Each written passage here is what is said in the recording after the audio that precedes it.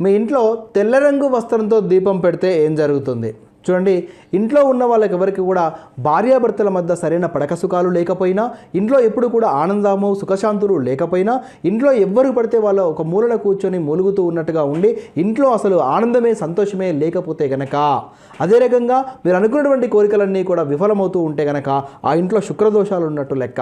కాబట్టి ఆ శుక్రదోషాలు తొలగడానికి ఇంటికి సంబంధించిన ఉత్తర భాగంలో ఏదైనా ఒక శుక్రవారం రోజున తెలుపు రంగు వస్త్రాన్ని 6 ఒత్తులుగా చేసి ప్రమిదను పెట్టి ఆవు నెయ్యితో నింపి ఆ 6 ఒత్తులతో గనక మీరు ఉత్తర దిశలో తెలుపు రంగు వస్త్రంతో గనక మీరు దీపం పెట్టినట్లయితే, ప్రత్యేకించి ఇది శుక్రవారం రోజున గనక చేసినట్లయితే శుక్రగ్రహానికి సంబంధించినటువంటి దోషాలన్నీ నివారించబడి, శుక్రగ్రహానికి సంబంధించిన మంచి ఫలితాలు మీరు సాధించుకోబడి, ఇలాంటి సుఖాలకు సంబంధించిన వినోదాలు విలాసాలకు సంబంధించినటువంటి జీవన విధానము ఇంట్లో సుఖశాంతులు వెలవడానికి అవకాశం ఉంటుంది. జై శ్రీరామ్.